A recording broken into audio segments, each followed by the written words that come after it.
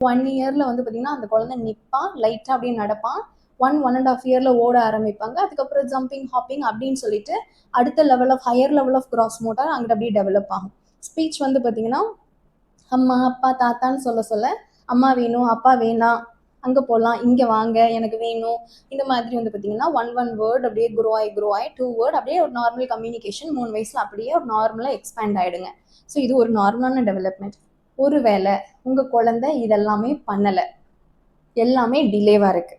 1 வயசில் நடக்க வேண்டிய குழந்தை 1.5 வயசு 2 வயசு ஆகியுமே நடக்கலை அப்படிங்கிறப்ப கண்டிப்பாக பேச்சுலையுமே அந்த டிலே இருக்கும்.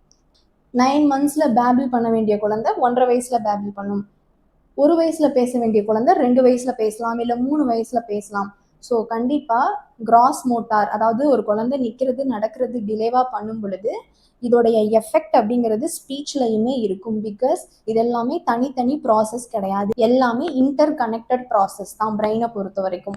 ஏன்னா கிராஸ் மோட்டார் அப்படிங்கிறது இது டெவலப் ஆனாதான் சைமல்டேனியஸ்லி ஸ்பீச்சுங்கிறது ஏதோ வாயிலிருந்து வரக்கூடிய சவுண்டு மட்டும் கிடையாது. இன்டர்னலாக பார்த்தீங்கன்னா நமக்கு மூளையிலேருந்து வரக்கூடிய இங்கேருந்து ப்ராசஸ் ஆகி போகிறது தான் நமக்கு அவுட்புட்டாக வாய் வழியாக வருது.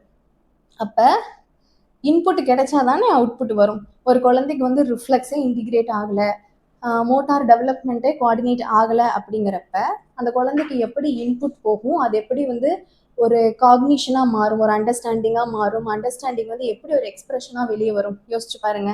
ஸோ ஒரு குழந்தைக்கு எந்த ஒரு குழந்தைக்கு கிராஸ் மோட்டாரில் டிலே இருக்கோ, so they will have impact on speech also.